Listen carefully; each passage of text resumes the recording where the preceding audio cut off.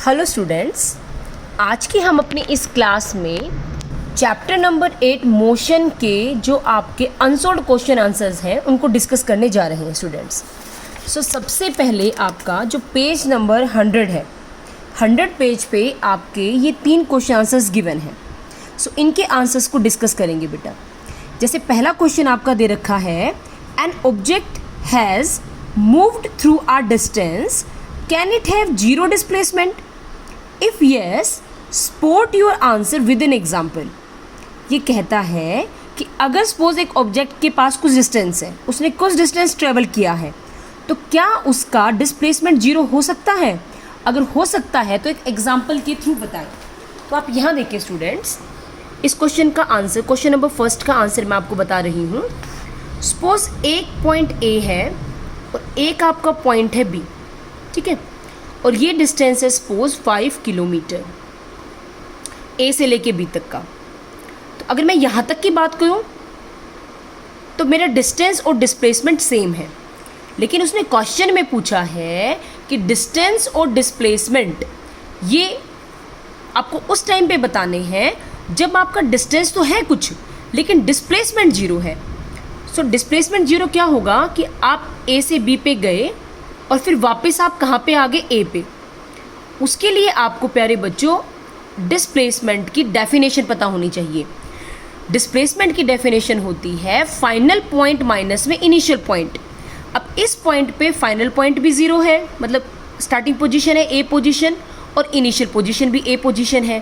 कहने का मतलब ए से हम बी पे गए और वापस कहाँ पे आ गए हम घूम फिर के? ए पे। इनिशियल और फाइनल पॉइंट मेरा सेम होने की वजह से डिस्प्लेसमेंट क्या हो जाएगा? ज़ीरो हो जाएगा। लेकिन डिस्टेंस की बात करें तो 5 तो यहाँ तक और 5 वापस, तो आपका जो डिस्टेंस है इस केस में डिस्टेंस आपका हो जाएगा 10 किलोमीटर। लेकिन डियर स्टूडेंट, आपका जो डिस्प्लेसमेंट है वो आपका क्या होगा? ज़ीरो होगा। और रीज़न क्या दोगे? क्योंकि आपकी इनिशियल और आपकी फाइनल पोजीशन सेम है, ये रीज़न है इसका, ठीक है। अब बात करेंगे सेकंड की, तो सेकंड को एक बार रीड कर लेते हैं। सेकंड क्वेश्चन है, a farmer moves along the boundary of a square field of side 10 metre. एक खेत है बच्चों, फील्ड है एक आपका, उसकी शेप कैसी है? स्क्वायर। उसकी एक साइड दे रखी है 40 मीटर और पूरा राउंड लगाने का जो टाइम है, कंप्लीट बाउंड्री, वो दे रखा है 40 second. What will be the magnitude of displacement of the farmer at the end of 2 minute 20 second from the initial point, initial position. Initial position से जब टाइम उसका 2 मिनट और 20 सेकेंड हो जाएगा तब बताएं कि डिस्प्लेसमेंट क्या होगा। Very very easy question, don't worry. सबसे पहले जब भी क्वेश्चन आपको दिया जाए उसमें जो जो चीज़ें गिवन है ना वो लिखा करें। क्वेश्चन को दोबारा एक बार स्टडी करते हैं। भाई हमारे पास एक खेत दे रखा है स्क्वायर शेप का, ठीक है, इसको आप समझ लें स्क्वायर शेप है ये ए पॉइंट है, ये बी मान लेते हैं, ये सी है और ये आपका है डी। अब जो टाइम आपका है वो दे रखा है 40 सेकेंड, मतलब ए पॉइंट से बी पे गया, सी पे, डी पे, वापस ए पे आ गया, तो उसको कितना टाइम लगा? 40। और जो उसकी साइड है, एक साइड, वो आपकी गिवन है 10 मीटर, ठीक है। अब वो कहता है कि जब टाइम स्टार्टिंग से 2 मिनट 20 सेकेंड इतना होगा तो बताओ उसका डिस्प्लेसमेंट कितना होगा, ठीक है। तो सबसे पहले ये जो टाइम है ना इसको हम कन्वर्ट कर लेंगे सेकंड में। सिंपल सा तरीका है, 2 इंटू 1 मिनट में कितने सेकंड होते हैं? 60। सेकंड में कन्वर्ट करने के लिए 2 को किससे मल्टीप्लाई कर दिया? 60। अब प्लस ये 20 सेकंड तो पहले ही से थे, पूरे क्या हो गए कन्वर्ट आपके सेकंड में। आपका आंसर कितना आया? 2 इंटू 60 120 और 20 140 सेकेंड, ठीक है। अब आप आगे देखें बेटा, एक सिंपल सी बात समझना इस क्वेश्चन में। 40 40 40 20। मैं आपको दो तरीके से सम को समझाऊंगी, एक टेक्निकल से और एक आपका फिजिक्स के लैंग्वेज में, ठीक है। अब इनको ऐड करेंगे तो हमारे पास कितना आएगा, 140 आ गया, ठीक है। ये मैंने कैसे पता लगाया, ये आपको अभी 1 मिनट के बाद पता चलेगा कि मैंने कैसे लगाया पता। आप एक बार ही वेट करना। ये हमारे पास है सेकंड और सेकंड, मतलब हमारा टोटल टाइम। जब आप ये न्यूमेरिकल कर लोगे ना, तो जब नेक्स्ट टाइम इस न्यूमेरिकल को करोगे तो आपको ये इतनी ही जल्दी आएगा जितनी जल्दी मैंने लिख दिया। हमें एक बात पता है, क्या बात पता है, कि वो एक पूरा राउंड 40 सेकंड में लगाता है, ठीक। और टोटल टाइम दे रखा है 140 सेकंड। तो ये पूछता है कि 140 में वो कहाँ पे होगा, पहले उसकी पोजीशन निकालेंगे हम, ठीक। अब ए से स्टार्ट करेंगे। ये अपना क्या दे रखा है, ये अपना है स्टार्टिंग पॉइंट, ठीक बात, ये स्टार्टिंग पॉइंट है। अब वो यहाँ से चला, एक राउंड लगा के आया, 40 सेकंड हो गए। फिर दोबारा चला, सेकंड राउंड, फिर 40 सेकंड हो गए। फिर तीसरा राउंड, फिर कितने हो गए, 40 सेकंड। लेकिन जब वो चौथा चलने लगा, अपने पास कितने मिनट बचे हैं अभी, 140 में से 120 तो हो चुके हैं, अब 20 मिनट बचे हैं।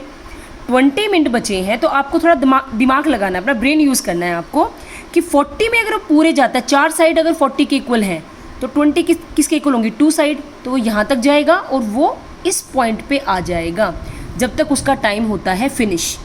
इसका मतलब वो स्टार्टिंग पोजीशन से जब पूरा टाइम कंप्लीट हुआ तो वो इस पोजीशन पे है। अगर मैं इसको मिला दूँ, इस पोजीशन को, इस ए को सी के साथ मिला दूँ, तो मुझे ये जो चीज़ है ना बेटा, ये जो डिस्टेंस या डिस्प्लेसमेंट है, ये निकालना है। अब ये कैसे निकाले जी, तो ये आपके लिए उतना ही सिंपल है, बहुत ज़्यादा सिंपल।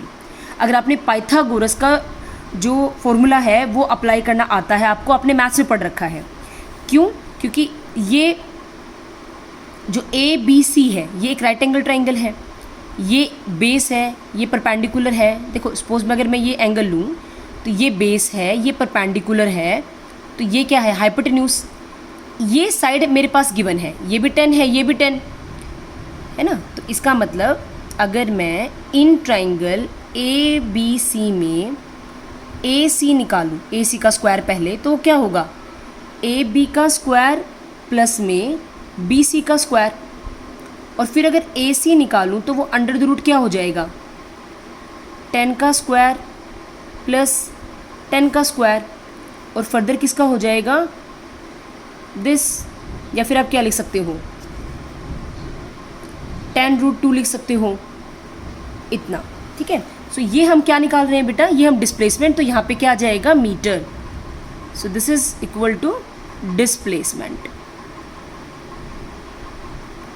अगर और भी इसको सोल्व करना चाहते हो तो √2 की वैल्यू होती है 1.414 मीटर, ठीक है, √2 की वैल्यू होती है ये। अगर इसको मल्टीप्लाई करेंगे आप तो कितना आंसर आ जाएगा आपके पास, 14.4 metre. So this is your displacement and your answer. I repeat my question. मैं एक बार आपको दोबारा क्वेश्चन बताती हूँ। क्वेश्चन था क्या, एक स्क्वायर खेत है, स्क्वायर फील्ड है, जिसकी साइड 10 मीटर दे रखी है। एक राउंड लगाने का जो टोटल टाइम है वो है 40 सेकेंड। आपसे पूछा गया है कि 2 मिनट और 20 सेकेंड में कितना डिस्प्लेसमेंट होगा। तो सबसे पहले प्यारे बच्चों, जब भी कुछ ऐसी सिचुएशन आए, क्योंकि एनसीईआरटी की एक्सरसाइज में भी एक ऐसा क्वेश्चन है, तो आपको क्या करना है, आपको जो ये 2 मिनट और 20 सेकेंड है, इसको पहले किस में कन्वर्ट करना है, सेकेंड में।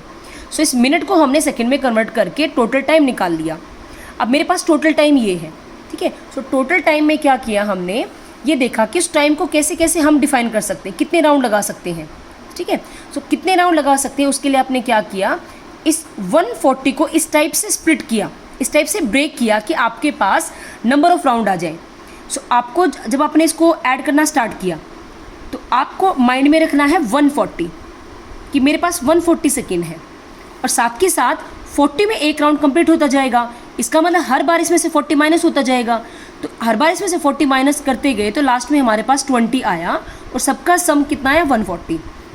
तो इसका मतलब उसने 3 राउंड तो पूरे लगाए हैं, लेकिन चौथे राउंड पे वो कहाँ गया है, वो सी पे। 3 राउंड के लिए डिस्प्लेसमेंट क्या हो जाएगा, 0, क्योंकि तीनों राउंड के अंदर वो वापस से घूम फिर के ए पे आएगा। जो हमने इसमें डिस्कस की थी बात कि अगर हमारी इनिशियल पोजीशन और फाइनल पोजीशन सेम है तो हमारा डिस्प्लेसमेंट 0 होगा। तो यहाँ से वो वाली बात क्लियर हो जाती है, राइट। इसका मतलब हमारे पास जस्ट ये 20 सेकेंड बचे, इस 20 सेकेंड में उसकी पोजीशन सी पे होगी। इसका मतलब हमें ए से लेके सी तक का ये डिस्प्लेसमेंट निकालना है। सो उसके लिए हमने क्या रूल अप्लाई किया, हमने पाइथागोरस का रूल अप्लाई किया। ए स्क्वायर जैसे क्या होता है, बेस का स्क्वायर प्लस परपेंडिकुलर का स्क्वायर इक्वल टू हाइपोटेन्यूज का स्क्वायर।